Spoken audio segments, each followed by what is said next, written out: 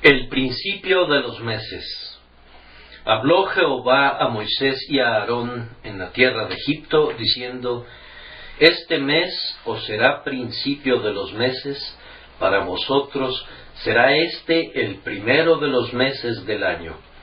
Éxodo 12, 1, 2. Con toda probabilidad, hasta aquel tiempo, se había supuesto que el año daba comienzo en el otoño.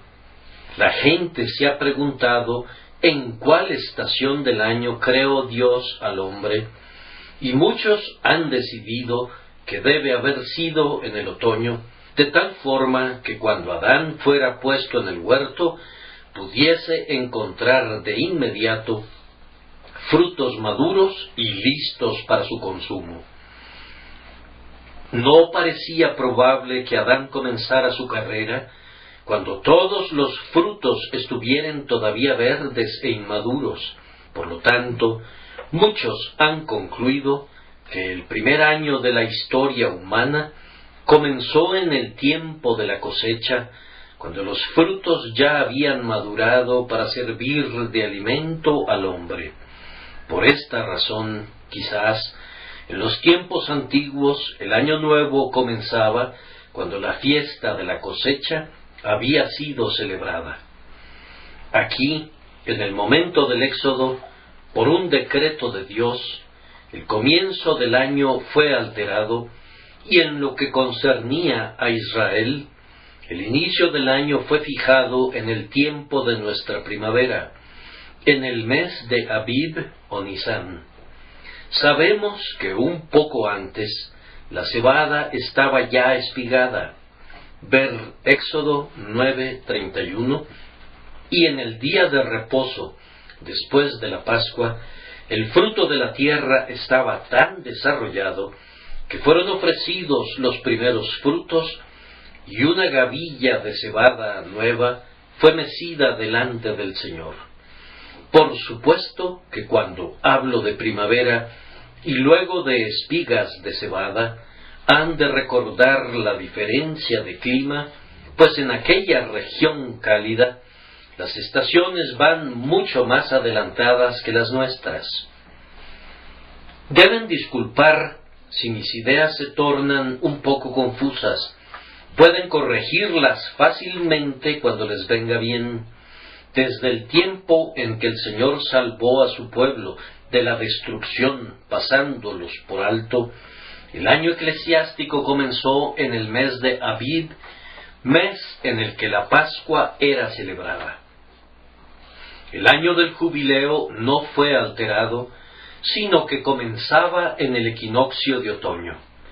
Parece que los judíos tenían 2 o 3 principios de año según diferentes propósitos, pero el año eclesiástico, el año grande mediante el cual Israel calculaba su existencia, comenzó a partir de aquel momento en el mes de Abib, cuando el Señor sacó a su pueblo con mano fuerte y brazo extendido. Dios muda los tiempos y las edades según le agrade, y lo ha hecho por grandes propósitos conmemorativos. El cambio del día de reposo ocurre de la misma manera, pues siendo así que el día de descanso era anteriormente el 7º día, ahora está asociado con el día del Señor, que es el primer día de la semana. Como dice Herbert, Él desquició al día, y colocó al día de reposo sobre goznes de oro, al consagrar el día de su resurrección. Dios muda de igual manera los tiempos y las edades para cada hombre, cuando trata con él de manera de gracia, pues todas las cosas son renovadas en su interior, y por tanto comienza una nueva cronología. Algunos de nosotros solíamos pensar que nuestros cumpleaños caían en un cierto día del año, pero ahora, con mucho mayor deleite, consideramos otro día como nuestro verdadero cumpleaños, pues en ese segundo natalicio comenzamos a vivir verdaderamente. Nuestro calendario ha sido alterado y enmendado por un acto de la gracia divina. Esta mañana quiero presentar a su mente este hecho, que, así como el pueblo de Israel, cuando Dios le dio la Pascua, tuvo un cambio integral y una modificación completa de todas sus fechas, y principió su año en un día completamente diferente, así también, cuando Dios da de comer a su pueblo la Pascua espiritual, ocurre un cambio muy sorprendente en su cronología. Los hombres y las mujeres que son salvos datan del alba de su verdadera vida, no de su primer cumpleaños, sino del día en el que nacieron de nuevo por el Espíritu de Dios y entraron en el conocimiento y el goce de las cosas espirituales. La Pascua, como todos nosotros lo sabemos, es un tipo de la grandiosa obra de nuestra redención efectuada por la sangre de Jesús y representa su aplicación personal en cada creyente. Cuando percibimos el acto del Señor de pasarnos por alto gracias al sacrificio expiatorio de Cristo, es entonces cuando comenzamos a vivir y partiendo de ese día, fechamos todos los futuros eventos. Así que, en primer lugar, esta mañana vamos a describir el acontecimiento. En segundo lugar, mencionaremos las variedades de su recurrencia y en tercer lugar, consideraremos bajo qué luz la fecha de este grandioso acontecimiento ha de ser considerada de acuerdo a las leyes del Señor. Primero, entonces, vamos a describir este notable acontecimiento que se ubicaría a la cabeza del año judío y, en verdad, al principio de toda la cronología israelita. Primero, este acontecimiento fue un acto de salvación por sangre.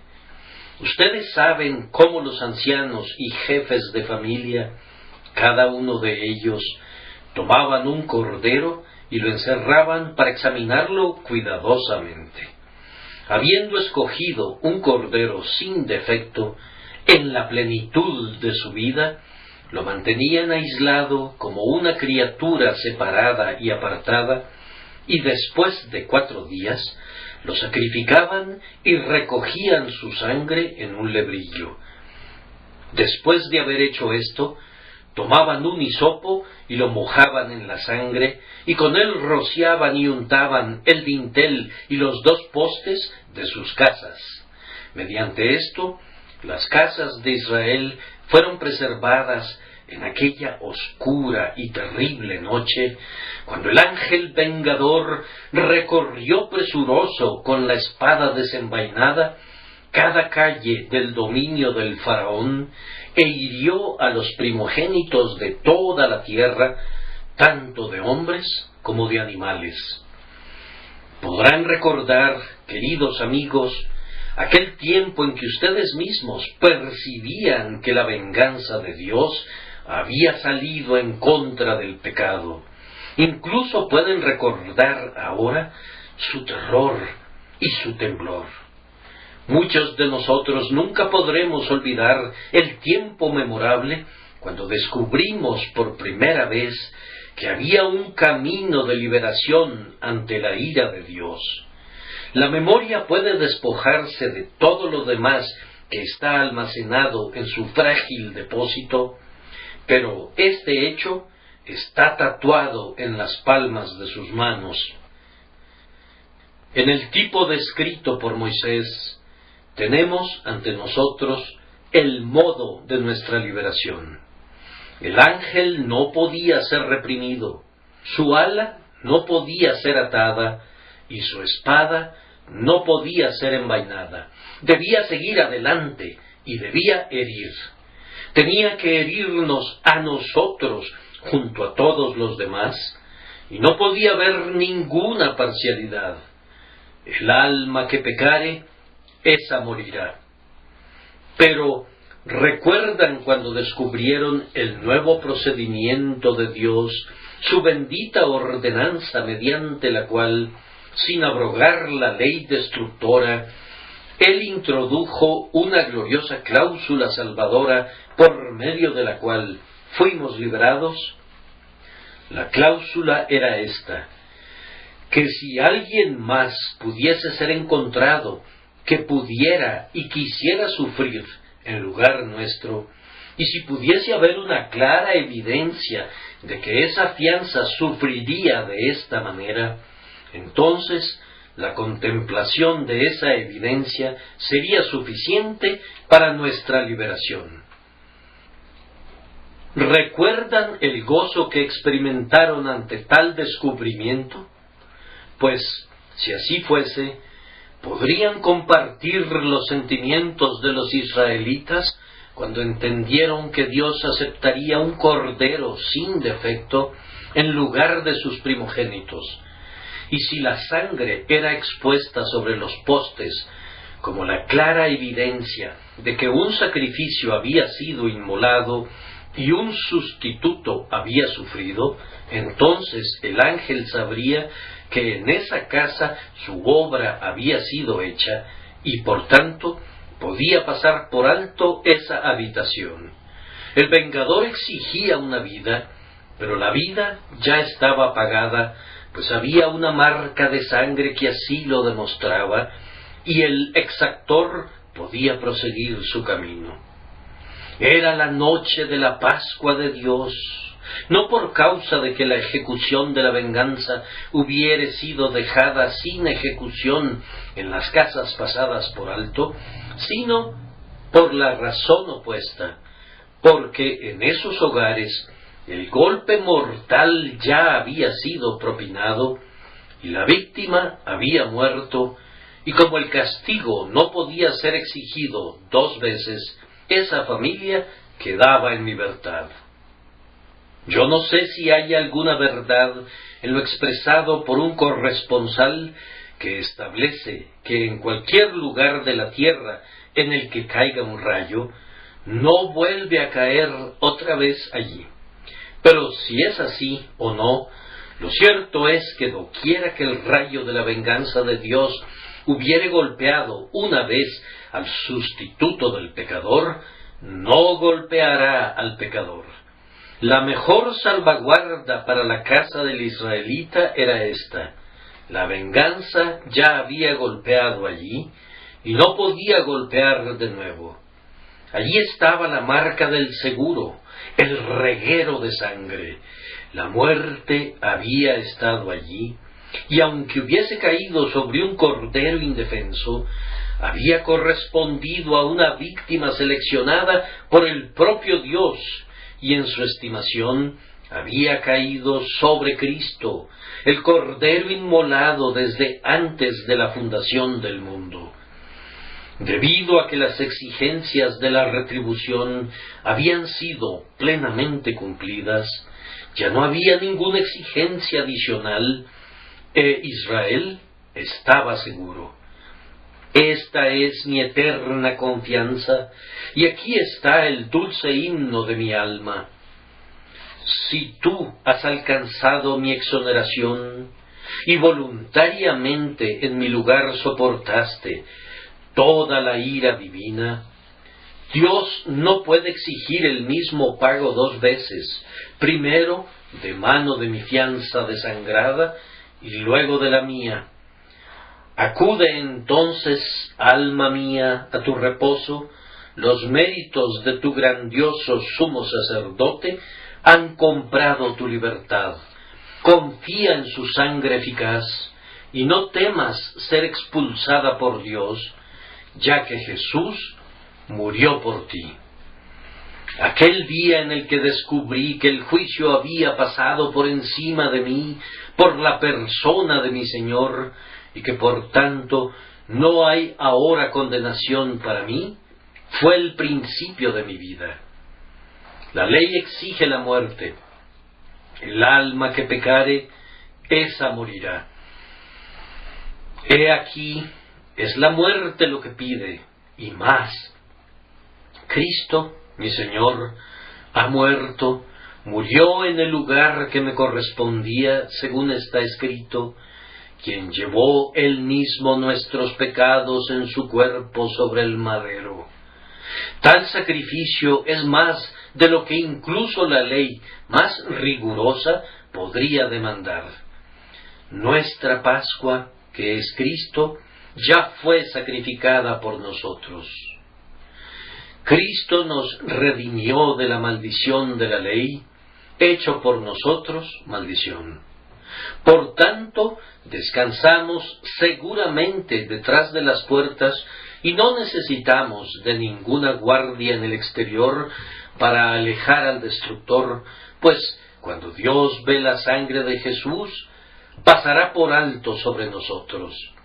En sus días será salvo Judá, e Israel habitará confiado, y este será su nombre con el cual le llamarán Jehová, justicia nuestra. Jeremías 23:6. Reitero que cuando vi que Jesús murió en mi lugar, fue el comienzo de mi vida. Contemplé el primer espectáculo que era digno de contemplarse, y todo lo demás se tornó casi como tinieblas y algo así como la sombra de muerte.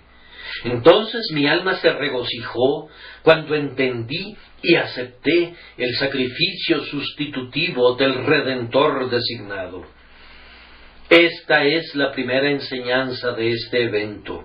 La sangre rociada salvó a Israel.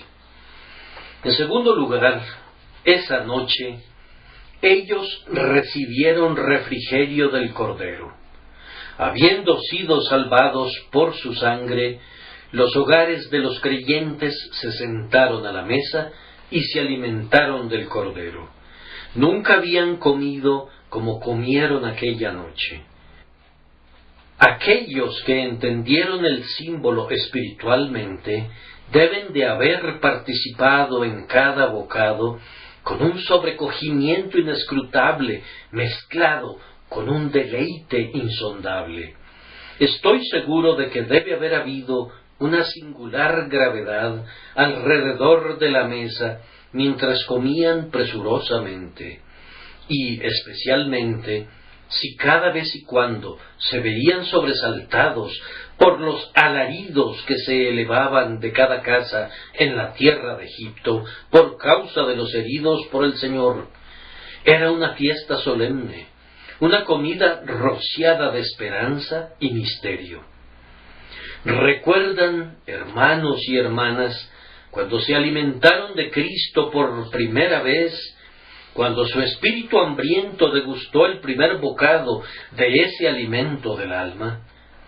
Fue una vianda exquisita, ¿no es cierto?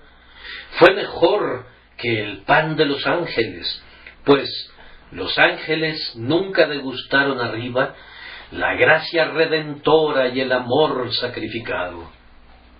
Espero que no se levanten jamás de esa mesa, sino que diariamente estén alimentándose de Jesús.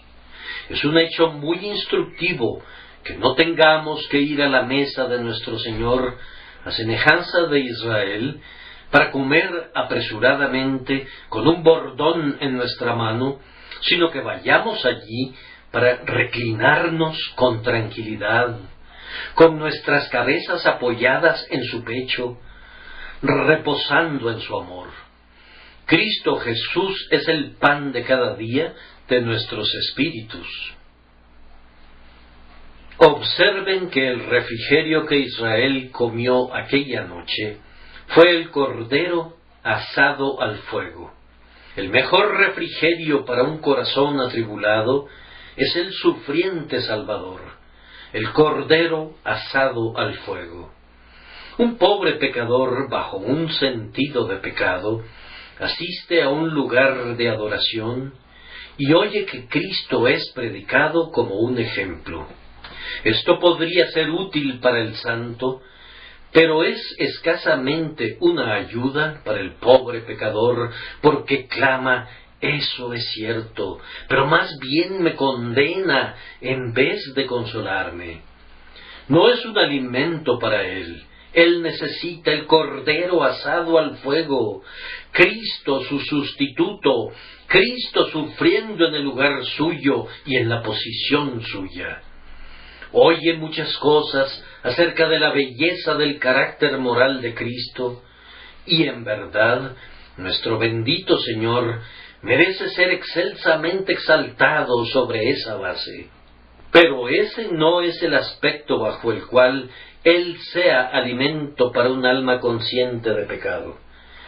Para un pecador penitente, la principal apetencia relacionada con nuestro Señor es que Él haya cargado con el pecado y todas sus agonías vinculadas con esa función. Necesitamos al Salvador sufriente, al Cristo de Getsemaní, al Cristo del Gólgota y del Calvario, al Cristo derramando su sangre en sustitución del pecador y soportando por nosotros el fuego de la ira de Dios.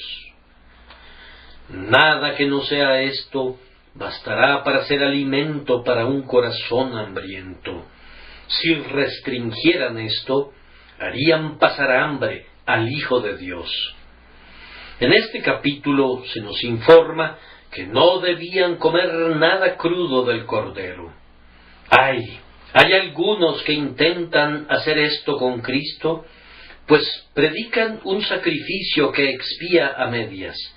Quieren hacer que sea alimento para sus almas en su persona y en su carácter, pero poco les gusta su pasión y transponen al fondo su expiación o la representan como una expiación ineficaz que no protege de la venganza a alma alguna. ¿Qué es esto sino devorar crudo a Cristo? Yo no tocaré el cordero de ustedes asado a medias. No quiero tener nada que ver con su sustitución a medias, con su redención consumada a medias. No, denme un Salvador que cargó con todos mis pecados en su propio cuerpo y que por tanto fue asado al fuego a plenitud. Consumado es la nota más encantadora de toda la música del Calvario. Consumado es, el fuego pasó sobre el Cordero, y él soportó la totalidad de la ira que era debida a su pueblo. Este es el platillo real del festín del amor. ¡Qué multitud de maestros hay que a fuerzas quieren tener un cordero cocido en agua, aunque la Escritura dice: ninguna cosa comeréis de él cruda ni cocida en agua? He oído decir que un gran número de sermones son acerca de Cristo y acerca del Evangelio, pero ni Cristo ni su Evangelio son predicados en ellos. Si es así, los predicadores presentan al Cordero cocido en el agua de sus propios pensamientos y especulaciones y nociones. Ahora, lo malo de este proceso de cocimiento es que el agua despoja mucha... Ahora, lo malo de este proceso de cocimiento es que el agua despoja de mucha sustancia al alimento. Los discursos filosóficos sobre el Señor Jesús quitan mucho de la esencia y de la virtud de su persona, de sus oficios, de su obra y de su gloria. La sustancia real y el nutrimento vital de su gloriosa palabra son sustraídos por interpretaciones que no explican, sino que diluyen. ¿Cuántas personas cuecen en agua el alma del Evangelio por causa de su sabiduría carnal? Y lo que es peor todavía, cuando la carne es cocida en agua, no se trata solamente de que la carne entre en el agua, sino que el agua entra en la carne, y así, Cualquier verdad que estos cocedores del Evangelio nos entregan está cocida en agua mezclada con error, y ustedes reciben de ellos platillos constituidos en parte por la verdad de Dios y en parte por las imaginaciones de los hombres.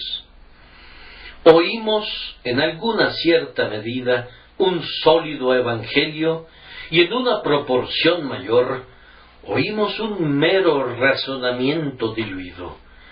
Cuando ciertos teólogos predican la expiación, no hablan de la sustitución pura y simple. Uno difícilmente sabe qué puede hacer.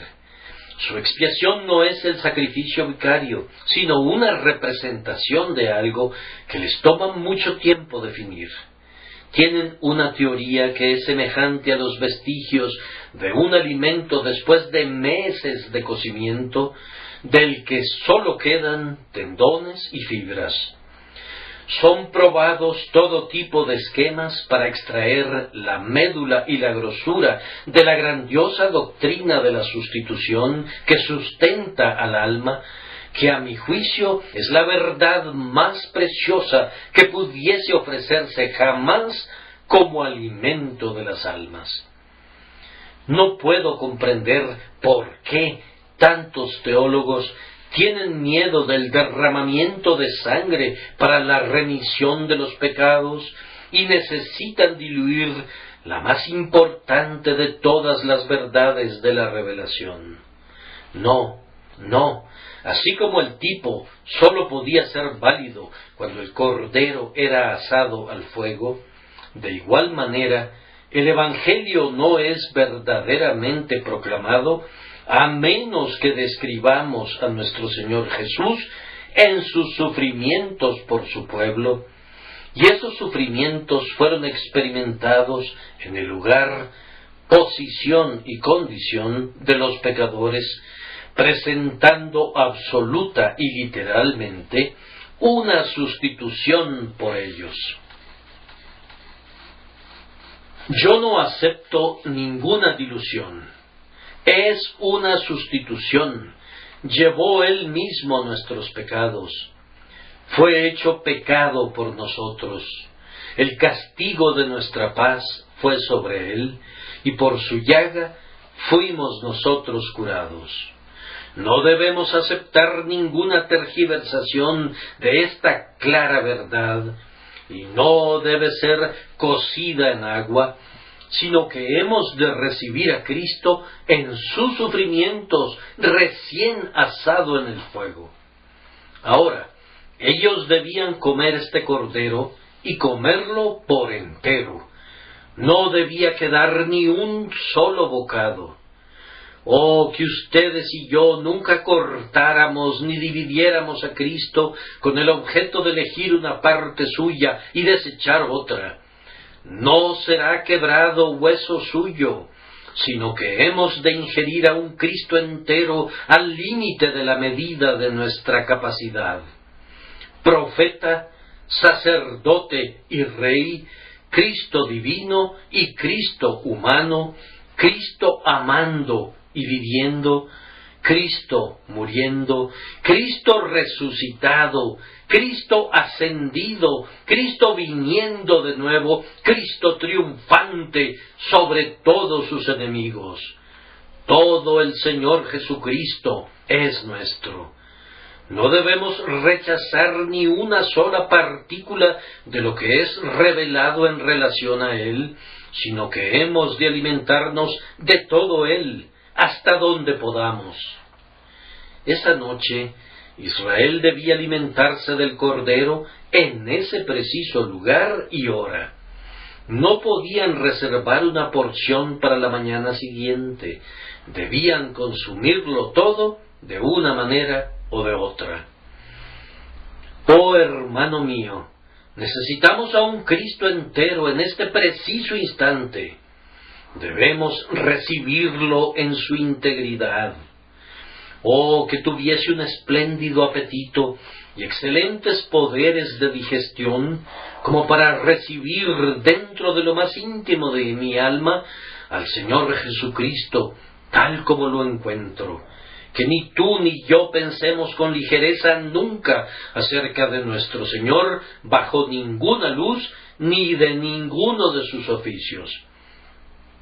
Todo lo que conoces ahora y todo lo que puedas descubrir concerniente a Cristo, debes creerlo ahora, apreciarlo, consumirlo como tu alimento y regocijarte en ello. Aprovecha al máximo todo lo que está contenido en la palabra relativo a tu Señor. Él ha de entrar en tu ser para que se vuelva parte y porción de ti mismo. Si hicieras esto, el día en que te alimentes de Jesús será el primer día de tu vida, tu día de días, el día a partir del cual le pondrás fecha a todo lo que sigue. Si te has alimentado de Cristo una vez, no lo olvidarás nunca, ni en el tiempo, ni en la eternidad. Ese fue el segundo evento que fue celebrado en cada Pascua sucesiva. El tercer evento fue la purificación de sus casas de la levadura, pues eso debía ir lado a lado de manera muy importante con la rociadura de la sangre y la comida del cordero. Se les instruyó que no podían comer levadura durante 7 días, pues cualquiera que participara de la levadura debía ser cortado de Israel. Esto muestra la profunda importancia de esta purificación, que está puesta en igual posición con la rociadura de la sangre. De cualquier manera, no podía ser separada de ella, debido a la pena y al castigo que establecían que aquel que separara ambos elementos sería él mismo separado de la congregación de Israel.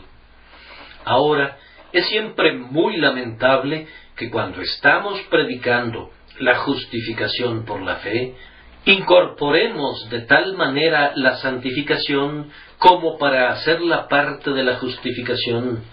Pero cuando estás predicando la justificación, es también un horrible error predicarla de tal manera que se niegue la absoluta necesidad de la santificación, pues las dos están unidas por el Señor. Deben darse la comida del cordero y la rociadura de la sangre, y debe haber una eliminación de la vieja levadura, así como la rociadura de la sangre y la comida del cordero.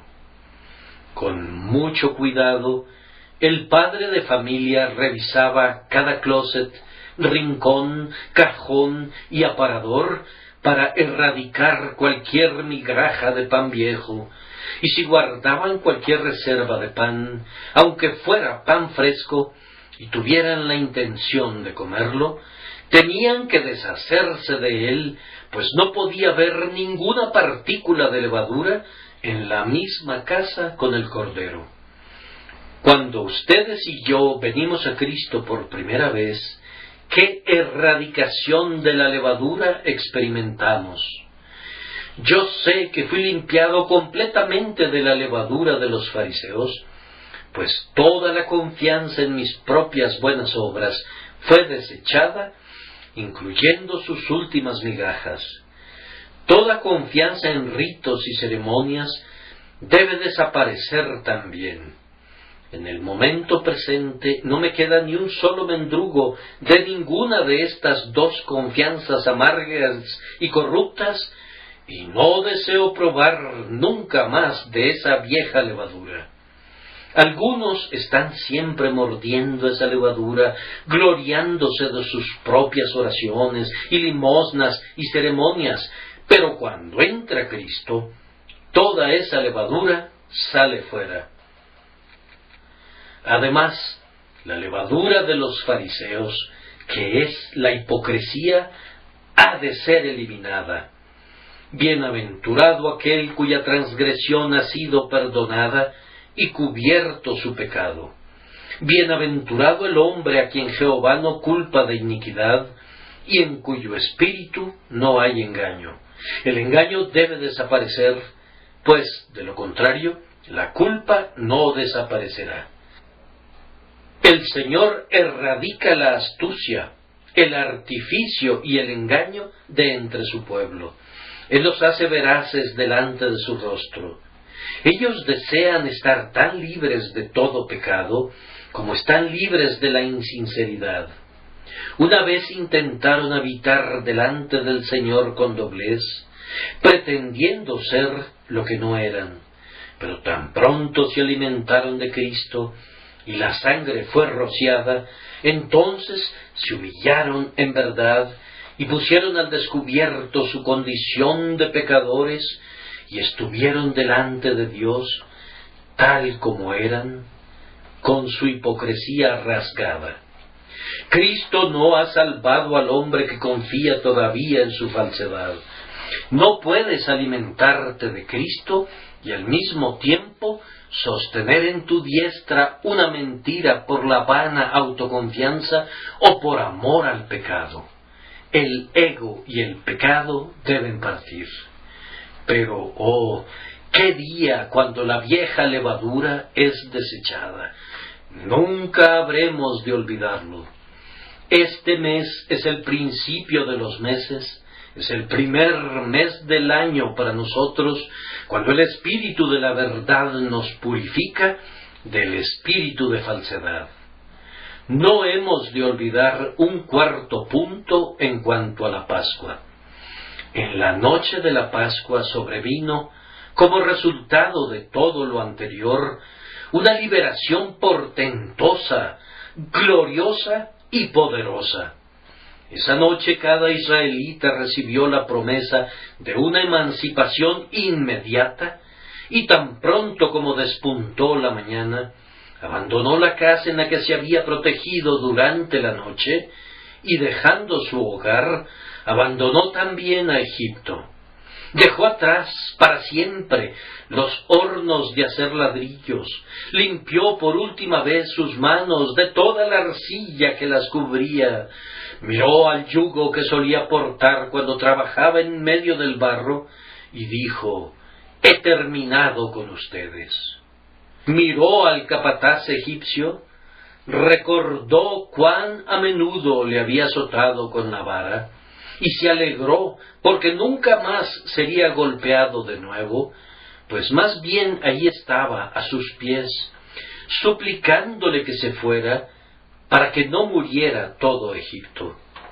¡Oh, qué gozo!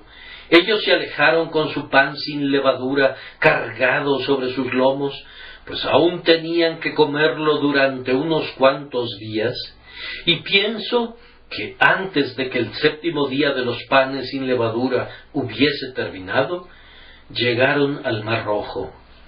Todavía comiendo el pan sin levadura, descendieron a las profundidades del Mar Rojo, y todavía sin rastros de levadura en sus bocas, se detuvieron en sus costas para entonar delante del Señor el gran aleluya, porque se había magnificado grandemente, habiendo echado en el mar al caballo y al jinete. ¿Recuerdas cuando el Señor te purificó del amor del pecado y de la confianza en el yo, y cuando te sacó y te liberó completamente y dijo: «Prosigue tu camino al descanso prometido, prosigue a la tierra de Canaán»?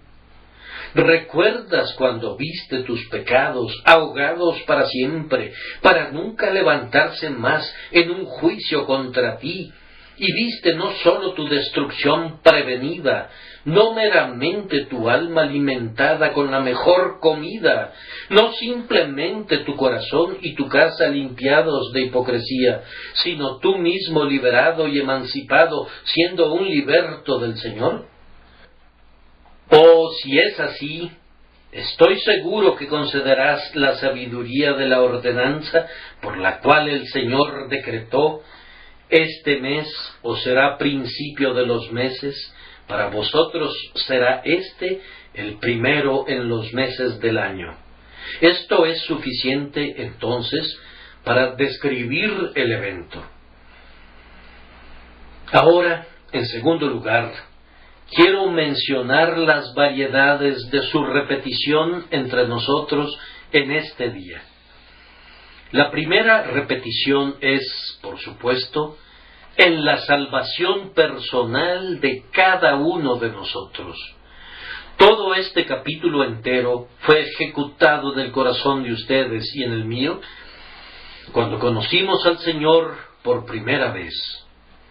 Nuestro venerable hermano y anciano, el señor White, me dijo la otra noche que lo vi: «Oh Señor, es muy precioso leer la Biblia, pero es infinitamente más deleitable llevarla aquí, en nuestro propio corazón».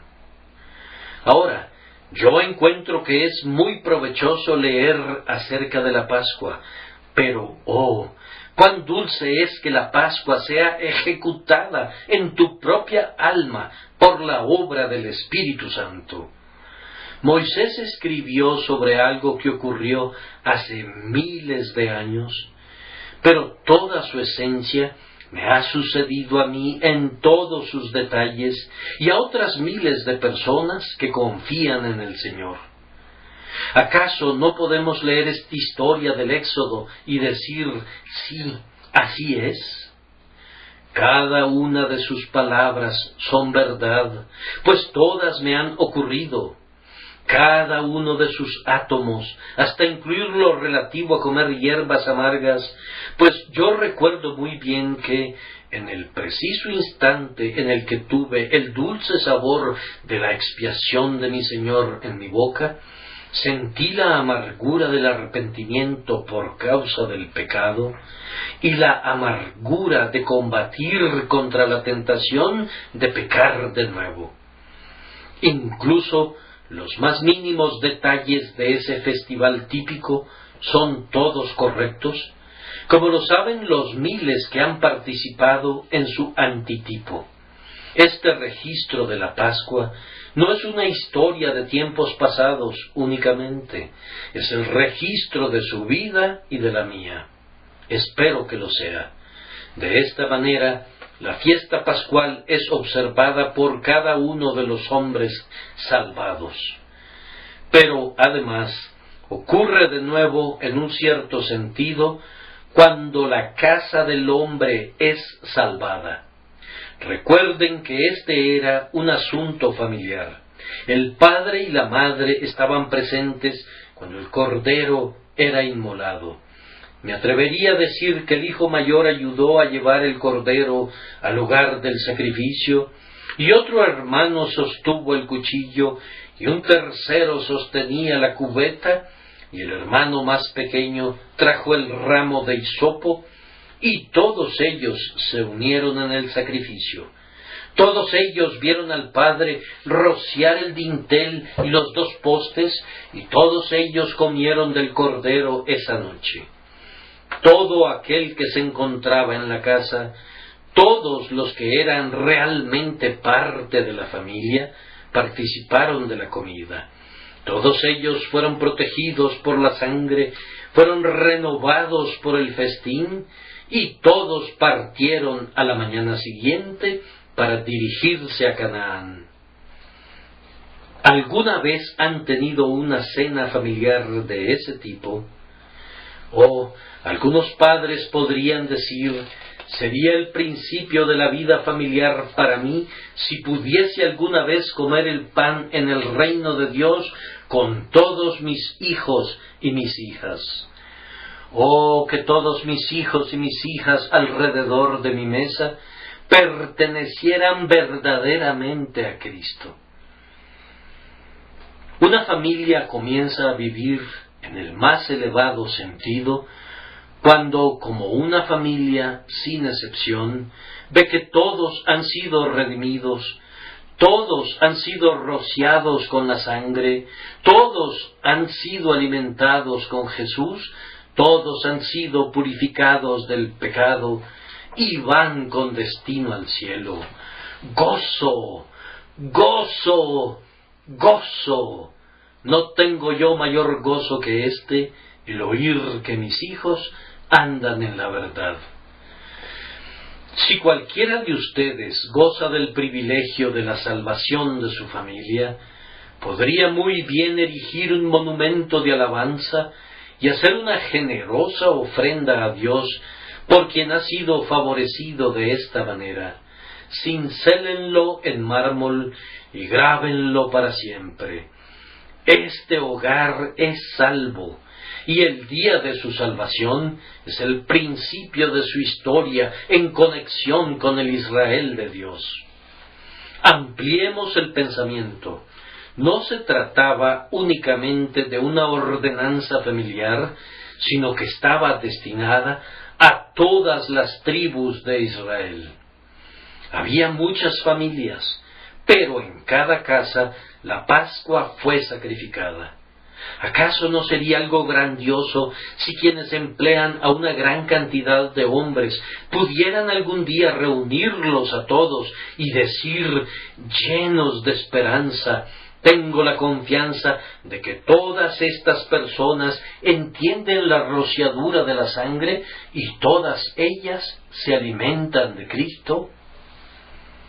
Amados compañeros y damas que están colocadas en posiciones de tal responsabilidad, ustedes pudieran decir en verdad: este mes no será principio de los meses, por tanto, trabajen para ello y conviértanlo en el anhelo de su corazón.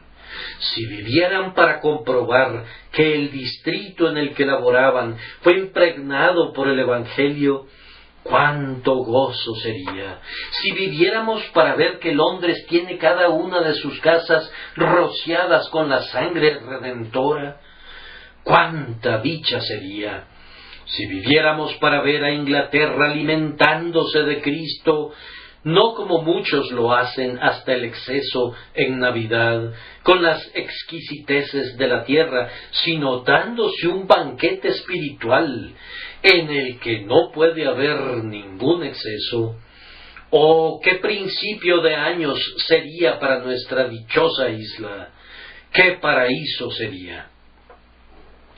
Si lo mismo ocurriera con Francia, si sucediese lo mismo en cualquier otro país, ¿qué día sería para ser recordado? Comenzar los anales de una nación a partir de su evangelización, empezar la crónica de un pueblo a partir del día cuando se postran a los pies de Jesús. Vendrá el día a esta pobre tierra cuando por toda ella reinará Jesús. Tal vez todavía esté lejos, pero el día vendrá cuando Cristo tenga el dominio de mar a mar. Las naciones que son llamadas cristianas, aunque muy poco merezcan ese título, ya fechan efectivamente su cronología a partir del nacimiento de Cristo, y este es un tipo de tenue prefiguración de la manera en que los hombres fecharán todas las cosas algún día, partiendo del reino de Jesús, pues su reino, que desconocerá el sufrimiento, está todavía por llegar. Dios ha decretado su triunfo y se apresura sobre las alas todas del tiempo. Cuando Él venga, ese mes será el principio de los meses para nosotros. No diré nada más. Y ahora, en último lugar, procedo a mostrar bajo qué luz ha de ser considerada esta fecha, si es que nos ha ocurrido en los sentidos que he mencionado. Primordialmente, si ha sucedido personalmente en el primer sentido para nosotros, ¿qué pasa entonces? Bien, primero, el día en que conocimos por primera vez al Salvador como el Cordero Pascual, debería ser siempre el día más honorable que hubiere alboreado entre nosotros. Los israelitas colocaron el mes de Abib en un primer rango porque era el mes de la Pascua. Escriban la fecha en la que conocieron al Señor, el día más importante, la hora más noble que hubieren conocido jamás. Eclipsa al día de su cumpleaños natural, pues entonces nacieron en pecado, entonces nacieron para la aflicción como las chispas se levantan para volar por el aire. Pero ahora son nacidos a la vida espiritual, son nacidos a la bienaventuranza eterna. Eclipsa el día de su matrimonio, pues la unión con Cristo les brindará mayor felicidad que el más feliz de los vínculos conyugales. Si han conocido alguna vez algún día en el que recibieron las honras del Estado, u obtuvieron una distinción académica, o alcanzaron una posición en la sociedad, o alcanzaron una mayor riqueza, todas estas cosas no fueron sino días difusos, nublados y brumosos, comparados con esta mañana sin nubes. En aquel día su sol se alzó para no ponerse nunca más, el dado fue rodado, y su destino de gloria fue abiertamente declarado. Yo pido que en sus pensamientos nunca degraden ese bendito día, al tener en mayor concepto cualquier otro placer, honor o progreso del concepto que tengan de la bienaventuranza de la salvación por la sangre de Jesús. Me temo que algunos se están esforzando y luchando por alcanzar otras distinciones, y si pudiesen completar alguna vez una cierta hazaña, entonces estarían satisfechos. Si cierto asunto les saliese bien, sentirían que habrían obtenido un logro de por vida. Pero, ¿acaso su salvación no vale muchísimo más que eso? Hermano, tú fuiste hecho imperecedero cuando fuiste regenerado en Cristo Jesús. Llegaste a tu heredad cuando viniste a Cristo. Fuiste promovido cuando Él te concedió su amistad. Alcanzaste todo lo que necesitabas desear cuando encontraste a Cristo, pues un santo de tiempos antiguos dijo: Él es toda mi salvación y mi deseo. Entonces, no pienses que si la reina te nombrara caballero o el voto popular te enviara al parlamento, se trataría de un evento que opacaría tu conversión y salvación. Considera ese acto de gracia como lo considera el Señor, pues Él dice: porque a mis ojos fuiste de gran estima, fuiste honorable, y yo te amé. Para ustedes que creen, Jesús es honor. En Él se jactan y se glorían, y muy bien pueden hacerlo. La marca de la sangre constituye el atavío y la decoración más importante, y ser limpiados y liberados por gracia es la distinción más noble. Han de gloriarse en la gracia y sólo en ella. Valoren la obra de la gracia muy por encima de todos los tesoros de los egipcios. Esta fecha ha de ser considerada como el principio de la vida. Los israelitas consideraban que toda su anterior existencia como nación había sido muerte. Los hornos de ladrillos, tener que estar echados entre los tiestos, tener que mezclarse con idólatras, tener que oír un idioma que no entendían, veían toda la experiencia egipcia como muerte, y el mes que puso término a eso fue para ellos el principio de los meses. Por otro lado, ellos consideraron que todo lo que siguió constituyó su vida. La Pascua fue el principio y únicamente el principio. Un comienzo implica que algo le seguirá. Ahora, entonces, hombres cristianos, siempre que hablen de su existencia antes de la conversión, háganlo con pudor, como alguien resucitado de los muertos hablaría del osario y del gusano de la corrupción. Me duele mucho cuando oigo o leo acerca de gente que puede ponerse de pie y hablar acerca de lo que solían hacer antes de ser convertidos, en gran medida de la manera que el viejo marino habla de sus viajes y tormentas. No, no, deben estar avergonzados de los deseos que antes tenían cuando estaban en su ignorancia, y si hablan de ellos para alabanza y gloria de Cristo, hablen con aliento entrecortado y lágrimas y suspiros. Es mejor dejar en el silencio a la muerte, a la putrefacción y a la corrupción, o, si demandan una voz, ésta ha de ser tan solemne y fúnebre como los dobles de las campanas que tocan a difuntos. La historia de su pecado ha de ser contada de tal manera que muestre que ustedes desearían que nunca hubiese sido verdad. La conversión ha de ser el entierro de la vieja existencia, y en cuanto a lo que sigue después, asegúrense de convertirlo en vida real, digna de la gracia que los ha vivificado. Supongan que esos israelitas se hubieran quedado holgazaneando en Egipto. Supongan que uno de ellos hubiese dicho: bien, no terminé mi hornada de ladrillos, no puedo irme en este instante, quisiera ver que los ladrillos queden completamente cocidos y preparados para la pirámide. ¡Cuán necio hubiese sido! No, ellos abandonaron de inmediato los ladrillos y la arcilla y el material, y dejaron que Egipto se encargara de todo eso.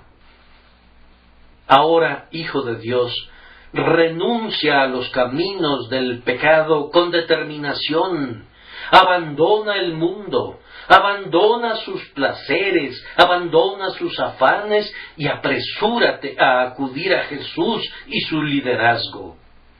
Ahora eres el liberto del Señor. ¿Acaso será rociada la sangre inútilmente? ¿Acaso será comido el cordero y eso no significará nada? ¿Acaso será purificado en vano el pan con levadura? ¿Acaso será atravesado el mar rojo y morirán ahogados los egipcios y permanecerás siendo un esclavo? Ese pensamiento es repugnante. Esa fue la perversidad de los israelitas, que todavía sentían un antojo por los puerros y los ajos de Egipto. Esas cosas de olores penetrantes habían impregnado sus vestidos, y es difícil erradicar tales viles olores de los propios vestidos.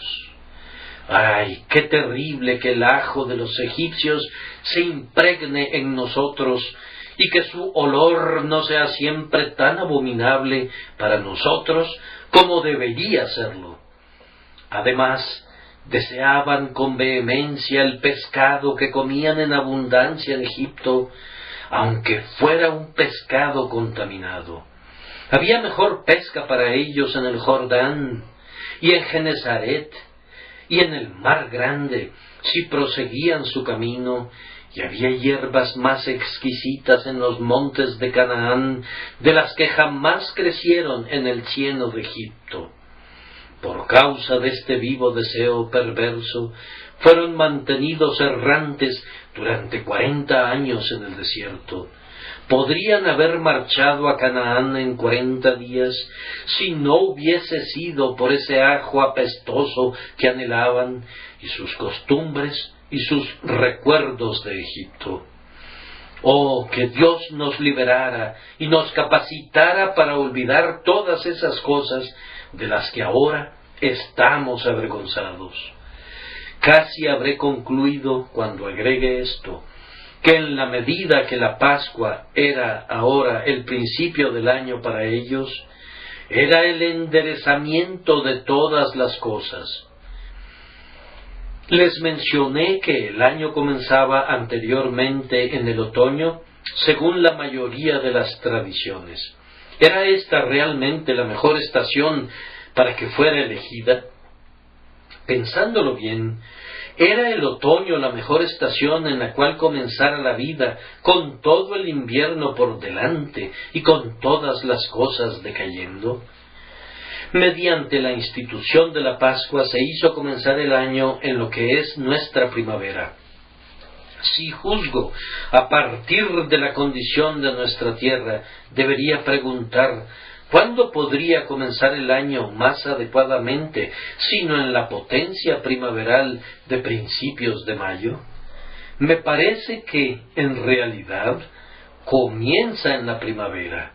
No veo que el año comience naturalmente hoy, aunque lo hace así arbitrariamente.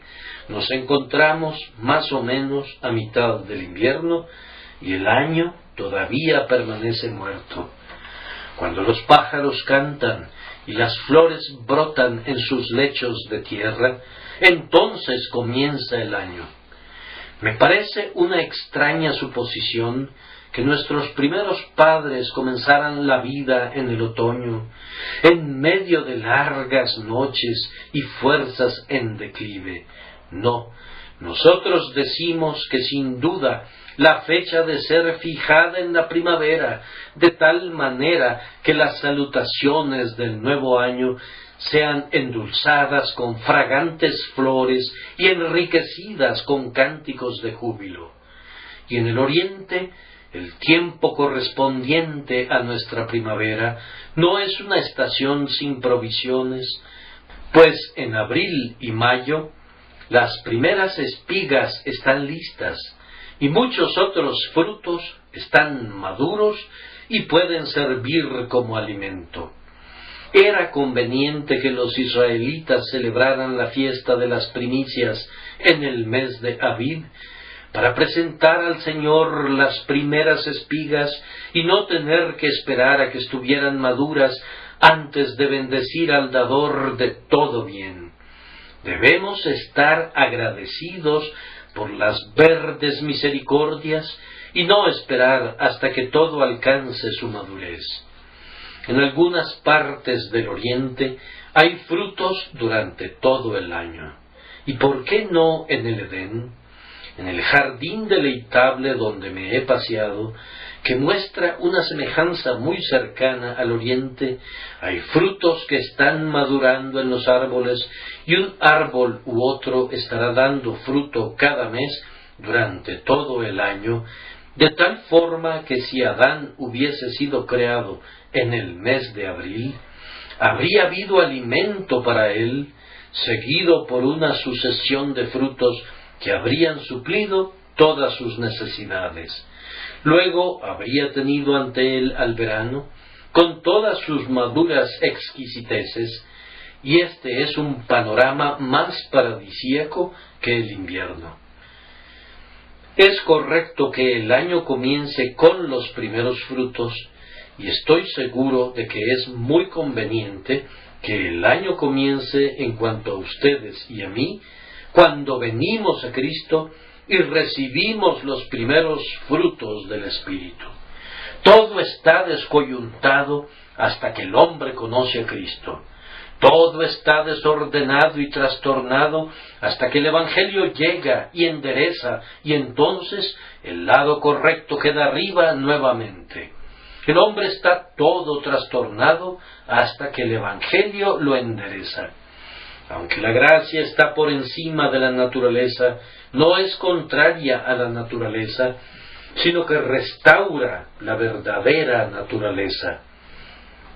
Nuestra naturaleza nunca es tan verdaderamente la naturaleza de un hombre como cuando ya no es más la naturaleza pecaminosa del hombre. Nos volvemos verdaderamente hombres, tal como Dios tenía el propósito de que fuesen los hombres cuando cesamos de ser los hombres que fueron influenciados por el pecado.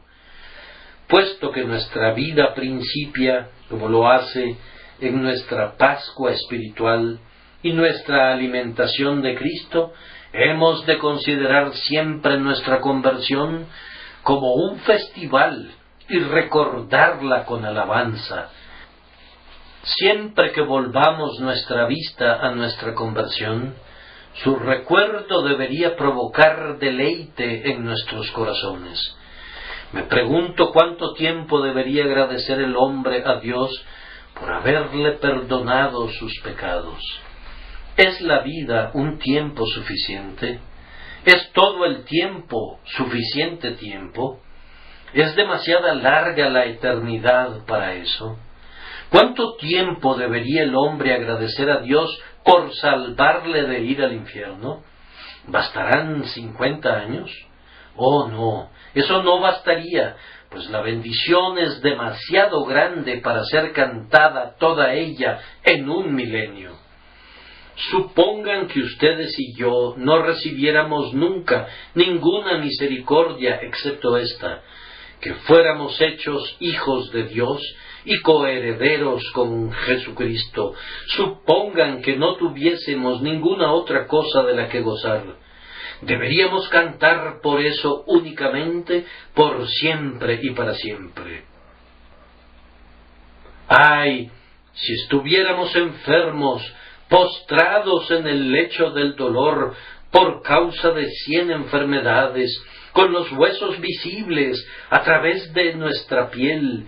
Sin embargo, puesto que la eterna misericordia de Dios santificará cada dolor y cada aflicción, ¿no deberíamos continuar elevando alegres salmos a Dios y alabarlo por siempre y para siempre?